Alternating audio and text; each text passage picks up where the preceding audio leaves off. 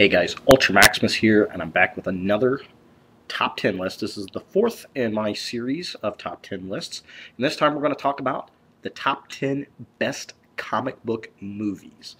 And this is a big geeky one I'm sure a lot of us will really like. And again, just to reiterate, this is not the highest grossing, best special effects, big star power. This is my top 10 and why I think it's my top 10. So let's take a look at the movies and see what makes the list.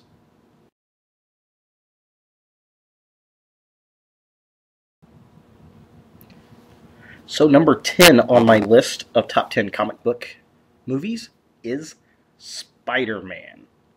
And I really like this film. Sam Raimi is a fantastic director. The cast was great. Kirsten Dunst, Tobey Maguire, William Dafoe, just fantastic.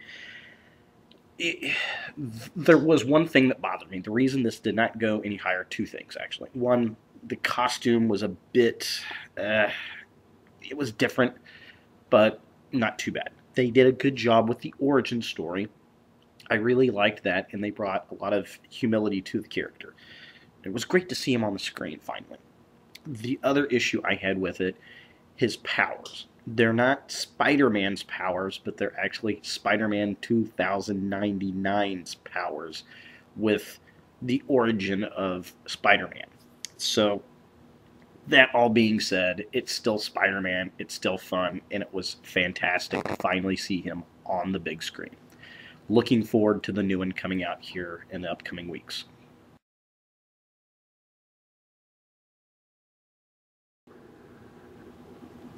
Number 9, I chose The Avengers, a movie that's not even out on disc yet. It had just come out. I've only seen this movie once at the theater, but I'm definitely going to put it in my top 10 list, which is kind of surprising because I was really scared to go see this movie. I thought it was going to be over the top and nothing but a bunch of explosions, and the whole alien invasion thing really scared the hell out of me.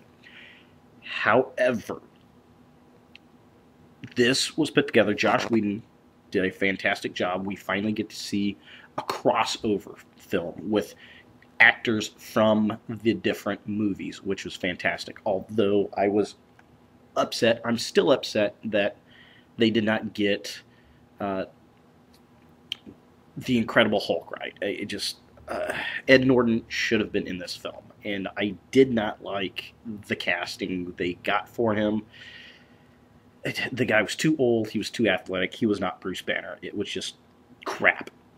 But that being said, this was actually a very good movie, and it was good in the fact it was all internal conflict. I mean, there was so much development and internal conflict in this movie. It was just fantastic. They didn't get along, and that's a key on a crossover comic book. Your heroes don't get along. They don't see eye to eye. They fight before they figure out, hey, we need to team up and beat the bad guy. And that's exactly what happened here, and that's classic comic book crossover, which they did perfectly. The other thing was they really went into the Black Widow and Hawkeye's villain backgrounds, and they basically made Hawkeye a villain here on this one through most of the movie, and got him back, which was really, really nice. So, I mean, all that, I mean, the effects were great, and Robert Downey Jr. really kind of took the movie away, which was really, really nice. So if you haven't seen it yet, go see the movie. It is fun. See it in 3D. See it in IMAX 3D if you get a chance. Waiting for this one to come out on Blu-ray 3D.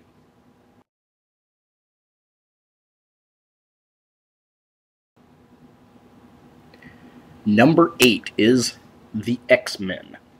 This was another movie I remember going to see with my friends way back in the day, and sat down. This is either going to be really cool or this is going to really suck. I was really worried about Wolverine. And the instant we see those claws come out and just wham and trap the guy, I looked at a buddy of mine and I'm like, yeah, that's badass. Fantastic. Perfect casting. They did a good job. They really, really captured the spirit of what the X-Men were, and the conflict, and the fact that the quote-unquote bad guys really weren't the bad guys. They're just going at it a different way that didn't mix with Professor X's way of doing things. He didn't want to kill people, he didn't want to hurt them, but he's got this history with Magneto, and he understands what the other mutants are going through, kind of thing. So there's a lot of turmoil, a lot of soap opera going on, which is that is the X-Men. I mean, they're basically a social soap opera. They have been since inception, and I think this film really captured that.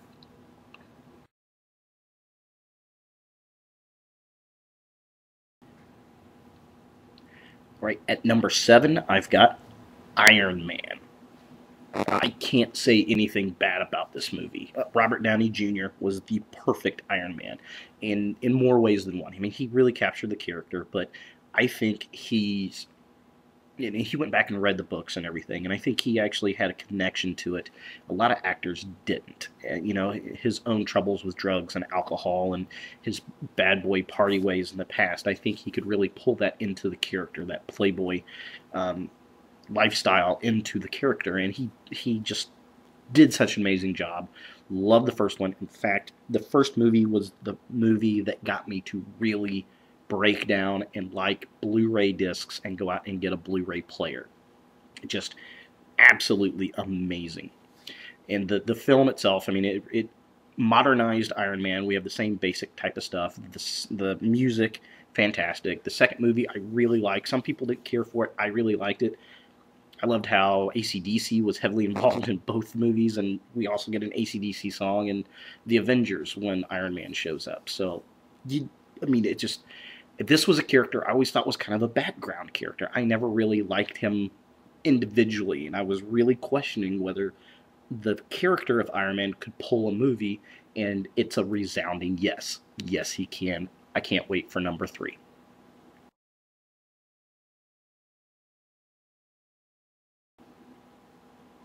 Number 6 is Captain America, the First Avenger. I cannot express how happy I was that this movie came out the way it did. I love Captain America, but he does really good in big crossover stories, I think, as a leader and as an icon, but in his own personal stories, I think those comics are better read as timepiece comics, 1940s, World War II, and that's what this movie was. It was a perfect timepiece World War II story, and I was so ecstatic they were going with that direction.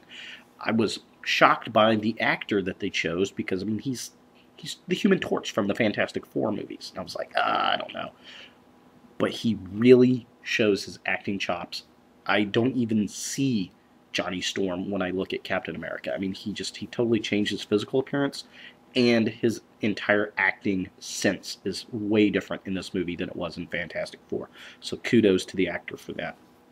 Other than that, I mean, this is basically, I mean, his look is kind of the ultimate Captain America look, which is fine. It works. It was very militaristic, very World War II looking, which was great. And they have the classic costume in a kind of scene where they're doing the USO shows, which is very humorous, and they got some good jabs at the old comics and stuff like that. And there's nods to the motorcycle and all kinds of good stuff in there. And we get a bit of the Invaders, and we even see the original Human Torch at the Stark Expo, the artificial man. So that was kind of cool, very nice nods to that kind of stuff. I'd like to see a Submariner nod in there, and there may have been. I haven't caught one, but very, very good stuff. Well done, nice timepiece, and it led great to go into the Avengers.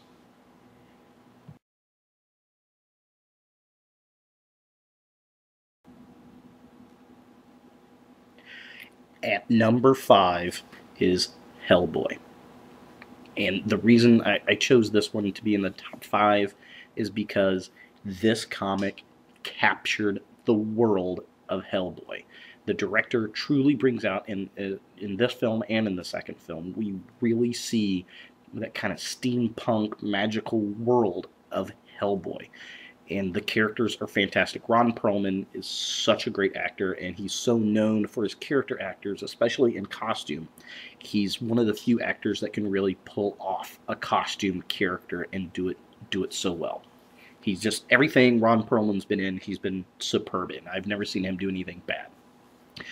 But it's just the combination of the actors and the effects and just the look and vision of that comic coming to life. I can't say anything more. It was perfect.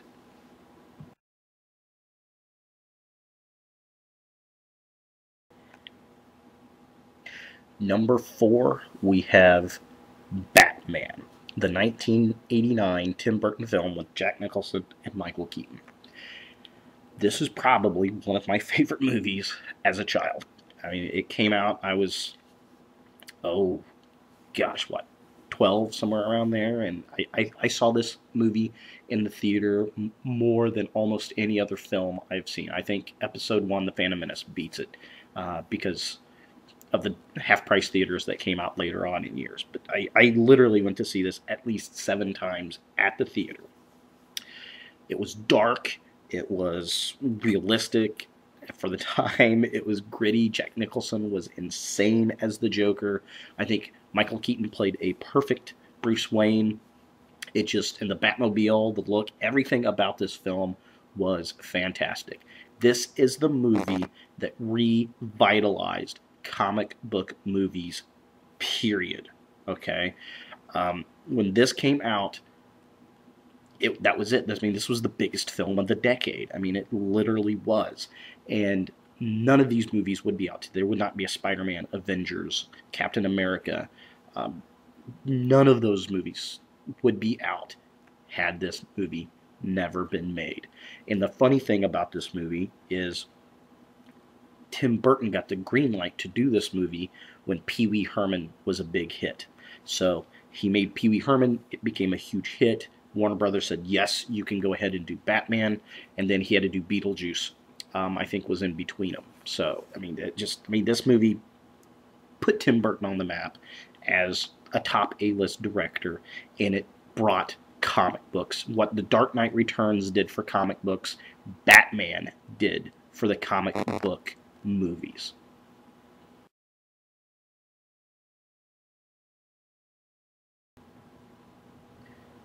At number 3, I've got Superman the movie. The tagline, "You'll believe a man can fly." Absolutely true. While Batman reinvented the comic book movie genre, Superman the movie created it. Without this film, we would have none of the superhero movies that we do today. And this was great. It's still fun to watch. It still looks good. Christopher Reeves is Superman. I mean, he pulls that character off perfectly. He's humble, but he's strong. I mean, it was, Richard Donner as the director. I mean, the movie's so old and it's so classic and so timeless. You can't get anything wrong with this film. It still stands up to comic book movies today.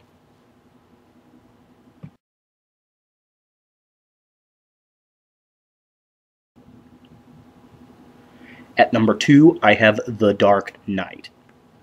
This absolutely the best Batman movie, I think, produced. I mean, it's real close to the 89 Batman, but this is just fantastic. And I think what really brings it out is Heath Ledger as the Joker. Whether it was direction from Chris Nolan or just Heath Ledger himself, him working with Christian Bale, I don't know, maybe the combination of all of it, but this film was spectacular. And I was shocked to see Two-Face in it. I didn't know Two-Face was actually going to be in the movie, which was a pleasant surprise. But the film, brilliant, absolutely brilliant, and way better than Batman Begins, which was a good movie. And I'm scared, actually, to see The Dark Knight Rises, because I don't think it can top this. I think it's going to be anticlimactic compared to this film, but we'll see. I'll give it the shot. Avengers surprised me. Maybe Dark Knight Rises will too. But this was absolutely Nolan's swan song, and it's brilliant on all ends. Direction, acting, visuals, everything. Perfect.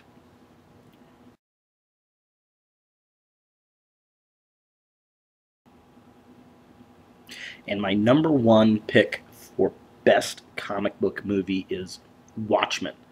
Zack Snyder, who did 300, was unbelievable as the director for this film. He literally brought that comic book to life. This is the world. These are the characters. He cast it perfectly, and it was rated R. He did not dumb it down. I think he even twisted Warner Brothers in it, where they wanted a more modern feel to the movie. They wanted to update it. He said, sure, yeah, we'll do that. And he did it exactly the way the comic book was written. Genius. I mean, I can't say anything better about this movie. I've already bought 3 versions of this movie. It was so good. This is the only comic book movie I went to dress up as one of the characters. I dressed up as Rorschach when I went to go see it. I've never dressed up to go to a movie, and this one got me there. The Watchmen saved the comic book industry. Okay, while The Dark Knight Returns reinvented what we could do with comics, this comic book literally brought it from extinction in the 80s.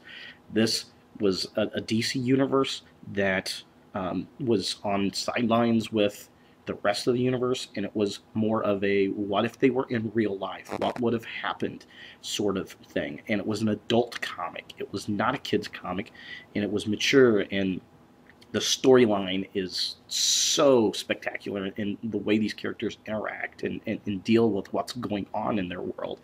And I can't say anything else better for this film. The perfect comic book adaptation we have ever seen on film to date. So there it is, guys. I hope you liked it. I hope you enjoyed it. Let me know what you think. What are your favorite comic book movies? Did it not show up in this list? Leave a comment. Make a video. Add it onto mine. Subscribe if you like it. I'm going to do some more of these series in the genres, and I've got other videos out there. Take a look at them. And thanks for watching, guys.